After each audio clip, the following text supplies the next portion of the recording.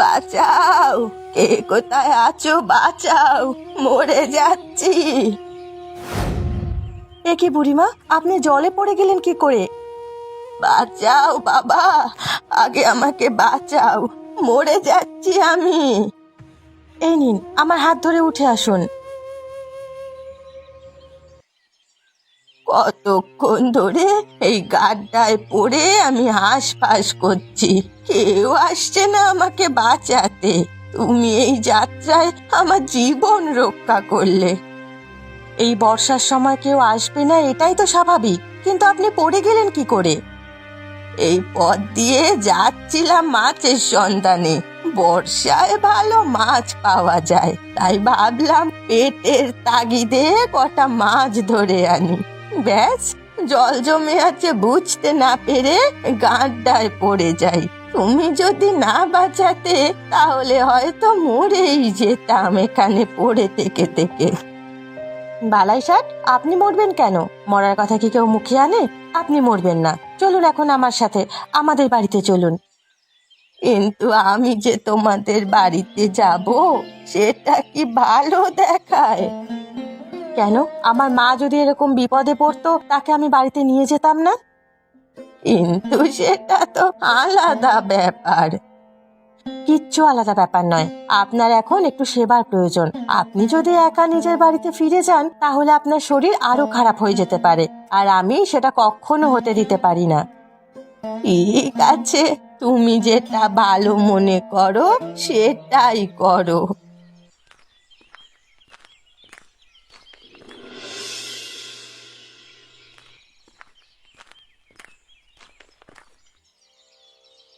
এই দেখো কাকে নিয়ে এসেছি আমি।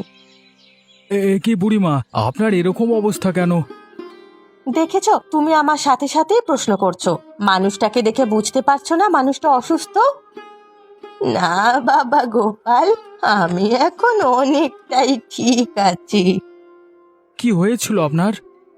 মাছ ধরতে যাওয়ার সময় জল মনে করে গাড্ডায় পড়ে গিয়েছিলেন, আর যদি আমি ওই রাস্তায় না যেতাম তাহলে ওখানেই কতক্ষণ পড়ে থাকতেন জানি না। আরে বাবা, এ তো ভয়ানক অবস্থা। তুমি ভালোই করেছো এখানে নিয়ে এসেছো। এমনিতে একা মানুষ, বর্ষার দিনে থাকেন দেখবার কেউ নেই। বর্ষার কদিন আপনি এখানেই থাকবেন বুড়িমা। না বাবা, তোমাদের ওপর অত্যাচার করা হয়ে যাবে। কিচ্ছু অত্যাচার হবে না। আমাদের যদি কোনো রকমে দুবেলা দুমুঠো ভাত জুটে যায়, তাহলে আপনারও জুটে যাবে। আর এক গ্রামের মানুষ যখন আমরা, তখন আপন পর বলে কিছু নেই। আমরা সবাই পরস্পরের আপন। তাই এখন থেকে আপনাকে এখানেই থাকতে হবে। ঠিক আছে বাবা, তোমাদের কথা যদি তুমি অগ্রাহ্য করতে না দাও তাহলে এখানেই থাকবো। আর যা বলবো সেটা মেনে চলতে হবে। একদম দৌড়ঝাঁপ করতে হবে না। সংসারের কাজ সব লতা সামলাবে। আপনি বিশ্রাম নেবেন। এখন তুমি ওনাকে ভেতরে নিয়ে যাও, গিয়ে সুস্থ করো, কেমন? বাবা, বাবা দাঁড়াও, তোমার সাথে কিছু কথা আছে।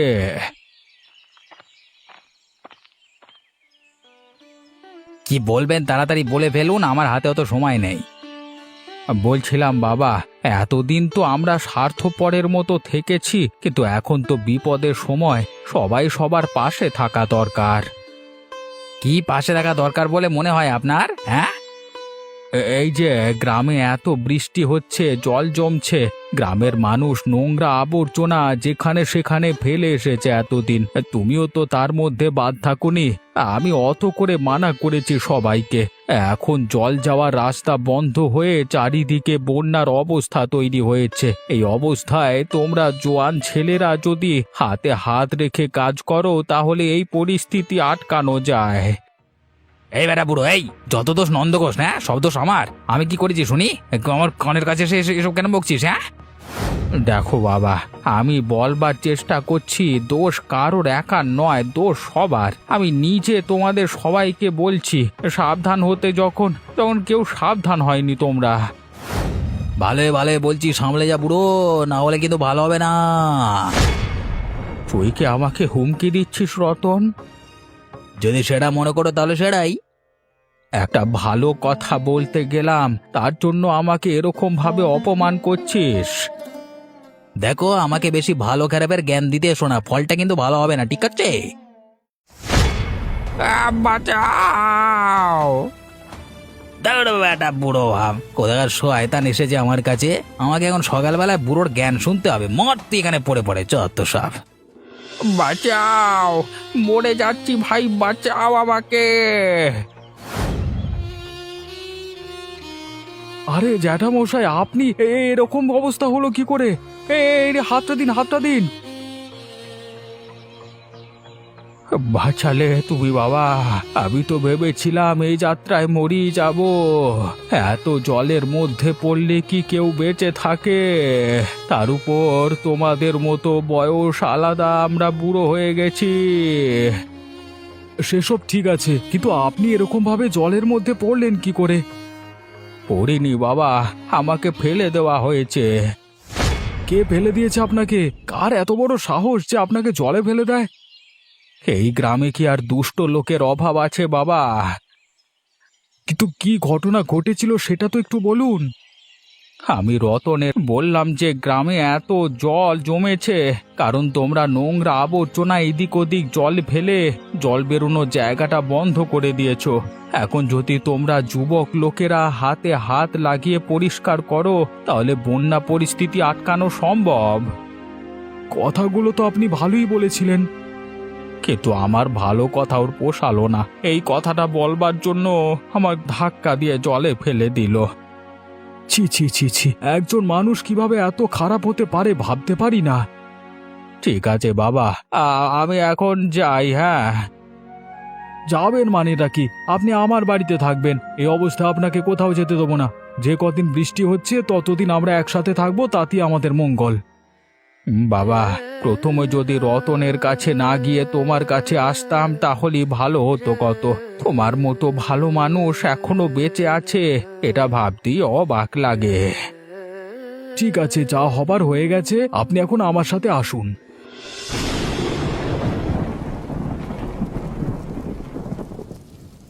দেখো, বুঝতে পারছি ওরা অসহায় মানুষ, তুমি আমি হাওড়া আশ্রয় দিয়েছি, কিন্তু বাকি বিষয়গুলো নিয়ে তো একটু ভাবনা চিন্তা করতে হবে।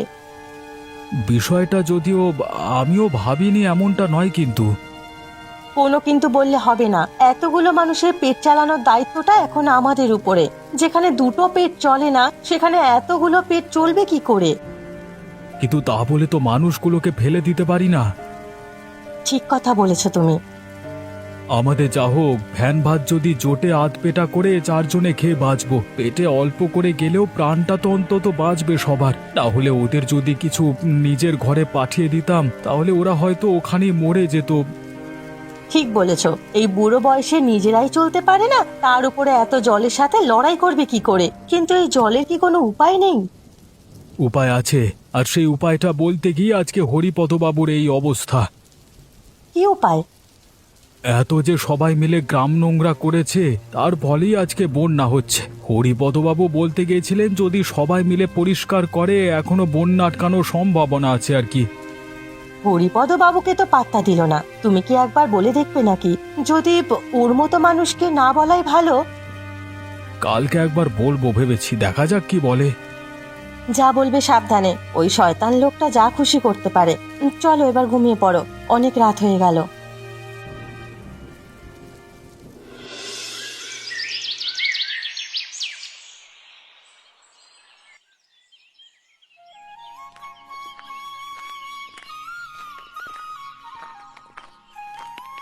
আরে ও রতন ভাই, তোমার সাথে একটু কথা ছিল যে। কি বলবে বলো? দেখো ভাই রতন, তোমাকে কতগুলো কথা বলতে চাইছি। বলতে চাইছো তো বুঝতে পারলাম, কিন্তু আমি শুনবো কি শুনবো না সেটা আমার ব্যাপার। সেটা তো অবশ্যই তোমার ব্যাপার, তবে শোনো, যদি আমরা গ্রামের রাস্তাঘাট নালাগুলো পরিষ্কার করি তাহলে গ্রামে এই বন্যা পরিস্থিতি এড়ানো যাবে। তাতে তো আমাদের সবারই ভালো হবে। আর না হলে তো কয়েকদিনের মধ্যেই গ্রাম ডুবে আমরা সবাই ভেসে যাব। কে ভেসে যাবে জানি না, তবে এই মাঠের জমিটা আমার, আমি এখানে আশ্রয় নেব, তোমাদের কাউকে পাত্তা দেব না, ব্যাস। কিন্তু এটা তো স্বার্থপরের মতো ভাবনা হয়ে গেল। গ্রামের সবার মধ্যে মিলেমিশে থাকতে গেলে কি এরকম ভাবনা চলে? আমি কি ভাববো না ভাববো সেটা কি তুমি শিখিয়ে দেবে নাকি? দেখো, বেশি আমাকে জ্ঞান দিতে এসো না, তাহলে হরিপদ বুড়োর যেরকম অবস্থা হয়েছে তোমার অবস্থাও সেরকমই হবে। আমি কিন্তু তোমার ভালোর জন্যই কথাটা বলছিলাম। তার কারণ তুমি নিজে ভাঙা বাড়িতে থাকো, কখন কি হয়ে যাবে সেটা তো বলা যায় না।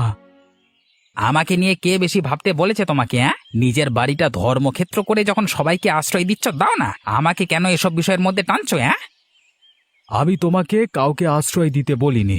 আমি শুধু বলেছি যে এটা আমাদের সবারই গ্রাম। আমরা যদি এটাকে পরিষ্কার রাখি তাহলে তো আমাদেরই ভালো। আমার সিদ্ধান্তটা আমাকে আমার বাপ জন্ম দিয়েছে, তোমরা কেউ জন্ম দাওনি, তাই আমি যেটা ঠিক মনে করব সেটাই করব। তাহলে তুমি আমার কথাগুলো শুনবে না? ভাগবে এখান থেকে, ভাগবি নাকি আমি কিছু করবো? বল বল বল বল। বুঝতে পারছি, মানুষের যখন মৃত্যু আসে অথবা বিপদ আসে, মানুষ তখন এরকমই অসচেতন হয়ে পড়ে। ঠিক আছে, তুমি তোমার অহংকার নিয়ে থাকো, আমি চললাম, দেখি নিজে কত কি করতে পারো।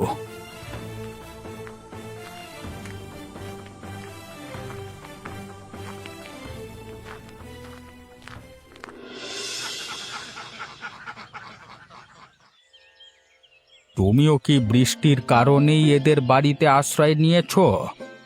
তাছাড়া আবার কি, আমি জলে ডুবে মরতে বসেছিলাম, আমাকে লতা উদ্ধার করেছে। আমারও সেই একই অবস্থা, কিন্তু আমি বলছি এরকম অবস্থা হবে সবার যদি আমরা এখন সচেতন না হই। কিন্তু যদি সত্যিকারের বন্যা হয় তাহলে আমরা বাঁচবো কি করে? এই গ্রামের কেউ সচেতন নয়, তাই কাউকে বাঁচানো সম্ভব নয়। তবে আমরা নিজেদের উপায় করতে পারি। কিভাবে উপায় করব শুনি? একটা জিনিস দেখেছো? এই জিনিস? ওপরবালা যখন বিপদ দেন তখন বিপদের সাথে সমাধানও দেন, কিন্তু আমরা সমাধান চোখে দেখতে পাই না, কারণ আমরা অজ্ঞ। কি সমাধান তুমি দেখতে পেলে এর মধ্যে? এবছরে গ্রামের মধ্যে কোথাও তুমি ভালো কুমড়ো পেয়েছো দেখতে? না তো, কুমড়ো তো এবছর হয়নি। অথচ গোপালদের পেছনের বাগানে দেখবে কত বড় বড় কুমড়ো হয়েছে। এত বড় কুমড়ো তো আমি বাপের জন্মে দেখিনি। কিন্তু কুমড়োর সাথে বন্যার হাত থেকে বাঁচার সম্বন্ধ কোথায়? বুদ্ধি থাকলে উপায় হয়। হ্যাঁ, আমি একটা জিনিস ভাবছি, যদি সেটা সফল হয় তাহলে আমরা বেঁচে যাব সবাই। তোমার বুদ্ধির উপরে ভরসা আছে। গ্রামে তো এর আগে কতবারই কতজনকে বাঁচিয়েছো। ঠিক আছে, ভাবো।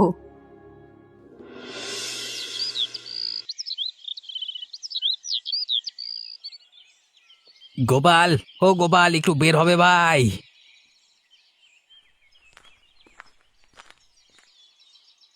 ও আচ্ছা বৌদি, একটু গোপালের সাথে কথা ছিল। কেন, তুমি তোকে পাত্তাই দাও না দাদা? তাহলে আবার ওর সাথে কি কথা? আমি নিজের ভুল বুঝতে পেরেছি, তাই আমি একটু ক্ষমা চাইতে এসেছি। আমি একটা কথা বলতে চাই। কি কথা শুনি? আসলে তোমাদের জমিতে অনেক বড় বড় কুমড়ো হয়েছে দেখলাম, তাই ভাবছিলাম ওগুলো যদি বেচে দাও আমার কাছে, তাহলে তো তোমাদের হাতে কিছু টাকাও আসবে। এই বর্ষার দিনগুলোতে খেয়ে পড়ে বাঁচতে পারবে এতগুলো লোক। কিন্তু হঠাৎ আমাদের চিন্তায় তোমাদের ঘুম আসছে না কেন? এমনিতে তো কারোর বিষয়ে এত ভাবতে দেখিনি।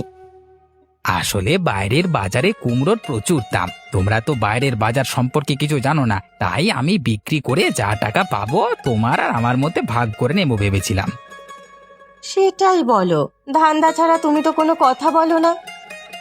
এ বাবা, এরকম করে কেন বলছো? আমি কি শুধু ধান্দার কথাই বলি নাকি? এবার কিন্তু আমি ভালো কথাই বলছি। হ্যাঁ, ভালো কথা বলছো, আমি সেটা বুঝতে পেরেছি। আমাদের বোকা বানিয়ে সস্তায় কুমড়ো নিয়ে তুমি দ্বিগুণ গ্রামে বাজারে বিক্রি করে মুনাফা করবে, তাই তো? দেখো, বাড়িতে বাগানে পড়ে পচার থেকে কিছু টাকা আসা তো মঙ্গল, তাই না? ঠিক আছে, তুমি বলে গেলে আমি শুনলাম। আমি তখনও সিদ্ধান্ত নিতে পারবো না এই বিষয়ে। তোমার বন্ধু আসুক, আমি কথা বলে জানাবো, অথবা ও তোমাকে জানিয়ে দেবে। একটু একটু আবার কি শুনি? তুমি যদি একটু গোপালকে সেভাবে বলতে যাতে রাজি হয় ও। দেখো, ওর রাজি হওয়া না হওয়া তো আমার হাতে নেই, তবে আমি বুঝিয়ে বলবো। যা সিদ্ধান্ত নেবার ও নেবে, তুমি এখন আস পারো। ঠিক আছে, তুমি তাড়াতাড়ি জানাতে বলো, কেমন?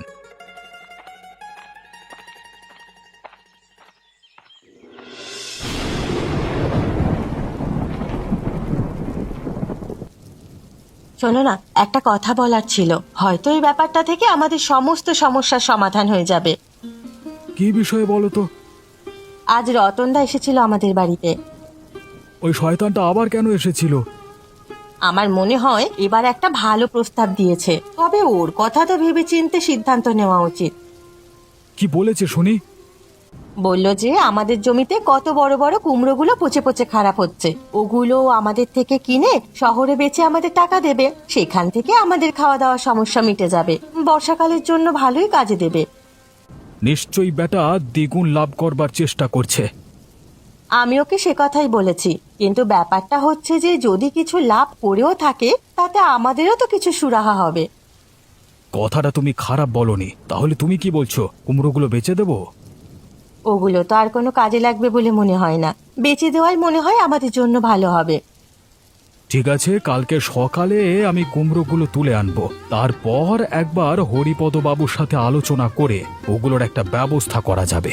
এমনিতেও তুলতে হতো, কারণ পড়ে পড়ে জলে পচে যাবে, এবার তো তাহলে হ্যাঁ, হরিপদ বাবুকে জিনিসটা নিয়ে জিজ্ঞেস করো, কারণ উনি অনেক কিছু জানেন। আগে কালকে কুমড়োগুলো নিয়ে আসি, তারপর দেখছি ওগুলো দিয়ে কি করা যায়। বেশ বেশ, তবে ওই জোচ্চোর লোকটাকে একদম বিশ্বাস করবে, সাবধানে। সে কথার বলতে, ওর মতো শয়তানকে আবার আমি চোখ বন্ধ করে বিশ্বাস করব, তাহলেই হয়েছে।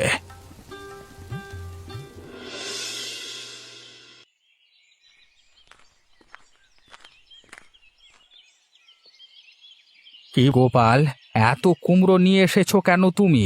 সব কুমড়ো কি তুমি তুলে ফেললে বাগান থেকে? হ্যাঁ জ্যাঠামশাই, এ বিষয়ে আপনার সাথে একটু কথা ছিল। কি করতে চাইছো কুমড়োগুলো দিয়ে? আসলে রতন কালকে আপনার বৌমাকে বলে গিয়েছে যে এগুলো নিয়ে গিয়ে বাজারে বেচে আমাদেরকে টাকা দেবে, সেই টাকায় আমরা সংসার চালাতে পারবো সবাই মিলে। এই যে সবাই মিলে আধপেটা করে খেয়ে থাকছি, তখন আর থাকতে হবে না। তোমার কি মাথা খারাপ হয়ে গেছে নাকি? কেন বলুন তো? তার কারণটা হচ্ছে যে তুমি কি এখনো বুঝতে শিখলে না যে পেটে খাবার থেকেও প্রাণে বাঁচাটা কখনো কখনো বেশি জরুরি হয়ে যায়? কিন্তু এই কুমড়ো আমাদের প্রাণ বাঁচাবে কি করে? কথাটা আমি এতদিন কাউকে বলিনি, কিন্তু এবারে তোমাকে বলতেই হবে দেখছি। কি কথা বলুন তো? আমি কুমড়োর ভেলা বানাতে জানি। গ্রামে যেরকম বর্ষা হচ্ছে, তাতে কয়েকদিনের মধ্যে তোমার আমার কারোর বাড়ি আর থাকবে না, সব জলের তলায় চলে যাবে। তখন কয়েকটা পয়সার জন্য এগুলো যদি বেচে দাও, আফসোস করবে। কিন্তু আমি তো বুঝতে পারছি না এগুলো দিয়ে প্রাণ বাঁচাবো কি করে। আমি আর তোমাদের বুড়িমা এগুলো দিয়ে ভেলা বানাতে শিখিয়ে দেব। সবাই যখন নিজেদের অজ্ঞতায় জলে ডুবে মরবে, তখন আমরা এই কুমড়োর ভেলায় প্রাণ বাঁচাবো ভেসে। সে তো ভালো কথা, তাহলে আপনি যখন বুদ্ধি দিচ্ছেন তখন আর এগুলো বেচবো না। শুধু না বেচার জন্য নয়, কাল থেকে আমাদের সবাই মিলে ভেলা বানানো শুরু করতে হবে। ঠিক আছে জ্যাঠামশাই, আপনি যেটা বলছেন তাই হবে। যেটা শেখাচ্ছে ভালো করে শিখে নাও কিভাবে বানাতে হয়। হ্যাঁ, আমাদের সবাইকে বানানোটা শিখতে হবে। কুমড়োটাকে মাঝখান থেকে কেটে ভিতরে সবকিছু বার করে তারপর জুড়তে হবে তো। এমন ভাবে জুড়তে হবে যেন ভেতরে জল না ঢোকে, আর পুরো ব্যাপারটা দেখতে যেন নৌকার মতো হয়।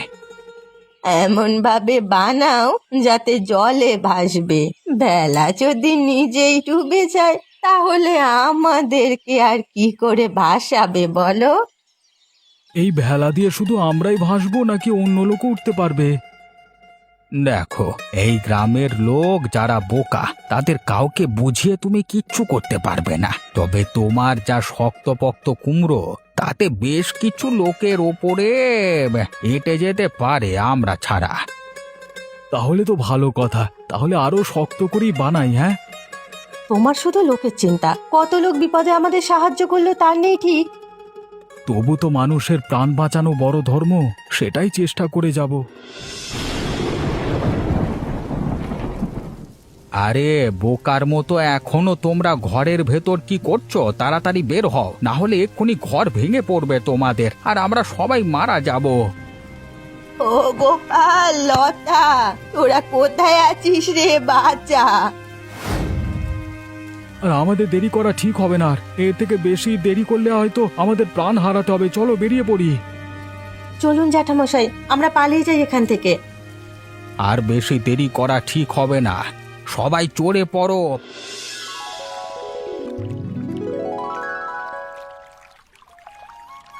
যে করি হোক, জ্যাঠামশাইয়ের বুদ্ধিতে আমাদের প্রাণ বেঁচে আছে, এটাই অনেক। আমরা সব হারিয়েও আজ খুশি।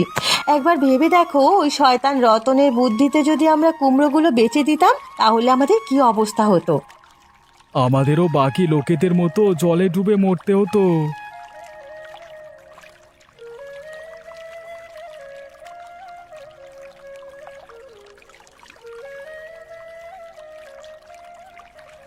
আরে ওই যে জলের মধ্যে একটা লোক হাবুডুবু খাচ্ছে বলে মনে হচ্ছে না? কত লোক তো কত জায়গায় হাবুডুবু খাচ্ছে। কই, আমি তো কাউকে দেখতে পাচ্ছি না। তুই কি এই বয়সে চোখের মাথা খেলি গোপাল? আমি নিজে স্পষ্ট দেখতে পাচ্ছি, আর তুই দেখতে পাচ্ছিস না? বাঁচাও, আমি যে জলে ডুবে যাচ্ছি, বাঁচাও। এবারে কেমন মজা হচ্ছে? ষড়যন্ত্র করার ফল বুঝতে পারছিস তো? আমি আর কখনো কারোর খারাপ চাইবো না, আমি এখন থেকে গ্রামের ভালো চাইবো। এই রতনের মতো কিছু মানুষদের জন্য আজকে পুরো গ্রামবাসীর বিপদ। আর যদি এরা সবাই সচেতন হতো, গ্রামটা পরিষ্কার পরিচ্ছন্ন রাখতো এবং আমার কথা শুনতো, তাহলে আজকের দিনটা দেখতে হতো না। আজকে যে এত লোকের ক্ষতি হলো, এত লোক মারা গেল, তার পেছনে এই শয়তান লোকগুলোই দায়ী। তুই নিজেও মরলি, আমাদের সবাইকে মারলি। আমার মন করছে তোকে ক্ষমা করব না, কিন্তু বিপদের সময় মানুষকে তাড়িয়ে দিতে নেই। উঠে আয় ভেলায়।